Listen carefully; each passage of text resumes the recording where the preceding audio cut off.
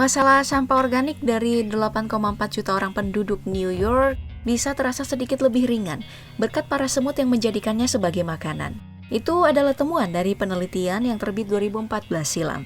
Sekaligus, satu dari sekian banyak warisan yang dilahirkan oleh studi myrmekologi, sebuah konsentrasi lintas disiplin ilmu yang fokus mempelajari soal dunia semut dan telah dimulai sejak tahun 1874. Saat seorang psikolog asal Swiss yang bernama Auguste Forel menerbitkan laporan yang berjudul Les Fourmis de la Suisse karena tertarik mempelajari gagasan tentang konsep masyarakat ideal dari para hewan kecil itu.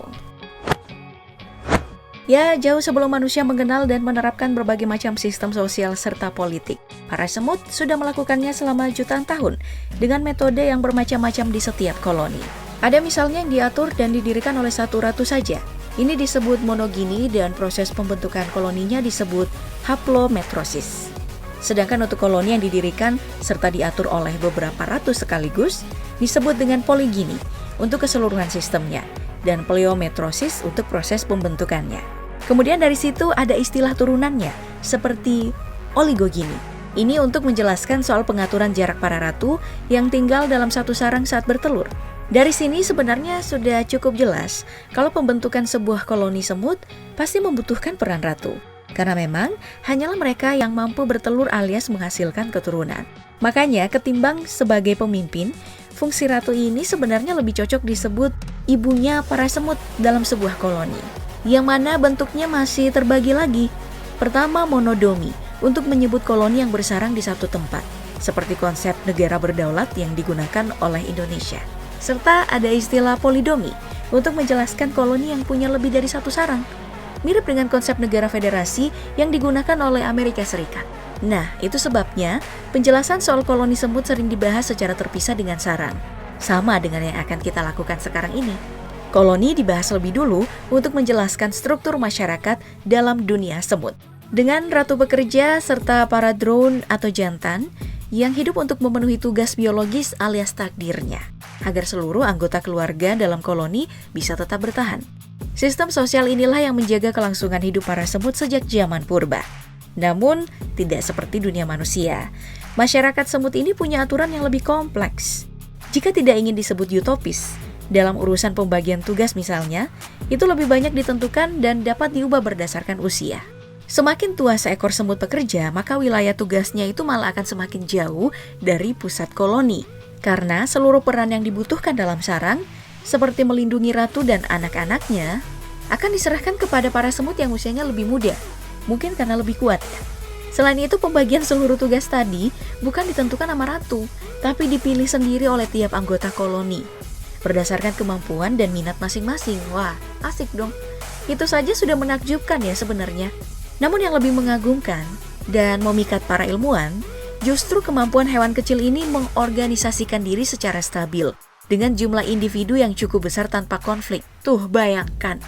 Sebelum tahun 2000, koloni terbesar yang diketahui hanya Ishikari di Hokkaido, Jepang. Isinya adalah 306 juta semut pekerja dan 1 juta semut ratu yang hidup di 45.000 sarang. Di mana semuanya ini saling terkoneksi lewat lorong bawah tanah di area seluas 2,7 km persegi. Namun begitu masuk tahun 2000, koloni terbesar semut Argentina ditemukan di Eropa Selatan dengan wilayah pembangunan sarang yang membentang hingga 6.004 km. Sulit memastikan jumlahnya, tapi perkiraan dari para ilmuwan, ada miliaran yang mungkin hidup di sana. Dan mau tahu apa kejutan lainnya? Pada tahun 2009, ada hasil penelitian yang menjelaskan kalau koloni super yang barusan kita bahas, serta beberapa koloni raksasa lain yang muncul di berbagai tempat, seperti California dan Australia, rupanya adalah bagian dari satu mega koloni global yang saling terhubung. Dan itu praktis menjadikan semut sebagai hewan dengan populasi masyarakat terpadat yang hidup di bumi selain manusia. Untung mereka kecil ya. Tentu ukuran sebesar itu memunculkan pertanyaan tentang tempat tinggal mereka. Makanya kita juga akan membahas cara para semut ini membangun sarangnya. Namun alih-alih membahasnya dalam skala super koloni, agar lebih sederhana dan gak terlalu panjang, kita fokus pada pembangunan sarang yang lebih kecil aja ya. Karena pada dasarnya semua ini soal cara. Jadi mau itu besar ataupun kecil, perbedaannya tidak akan terlalu jauh. Nah, untuk membangun sarang, para semut ini biasanya akan berdiskusi terlebih dahulu. Namun bukannya menggunakan bahasa verbal atau lisan seperti kita manusia ya. Mereka ini berkomunikasi menggunakan feromon. Kemudian, suara yang hanya terdengar oleh para semut serta sentuhan. Dengan cara itulah semua anggota dalam koloni akan berbagi informasi untuk membandingkan area dan memecahkan masalah kompleks soal lokasi sarang terbaik atau mencari makanan. Kalau berfokus pada sarang, dalam bentuk yang paling sederhana, semut akan menggunakan tumpukan tanah, pasir, jarum pinus, pupuk kandang, yurin hingga tanah liat, atau bahkan gabungan dari semua bahan tadi untuk membangun tempat tinggal. Dan yang dapat tugas untuk melakukan itu sudah jelas para semut pekerja. Biasanya mereka akan mengangkut semua bahan tadi, menggunakan rahang bawahnya seperti cara mereka mengangkut makanan, lalu menuju lokasi sarang yang telah ditentukan. Bila medannya mudah, mereka bisa segera mulai membangun sarang. Namun, jika medannya sulit, hewan kecil ini sudah punya cara yang disebut dengan jembatan semut untuk membuka jalan bagi rekan-rekan mereka. Juga nih, membuat waktu perjalanan mengangkut bahan jadi lebih singkat. Ya, itu baru urusan bahan dan cara mengangkut. Kemudian soal pembangunan, itu bisa sedikit lebih ribet nih. Karena ternyata para semut ini punya selera arsitektur yang unik. Ketimbang disebut sebagai sarang, itu sebenarnya sudah bisa kita sebut kota bawah tanah. Karena sistem tata ruang yang rumit, tapi sesuai sama kebutuhan. Ada banyak ruangan dengan pemanfaatan fungsional. Seperti misalnya tempat tidur, gudang makanan, atau lokasi membesarkan telur dan larva.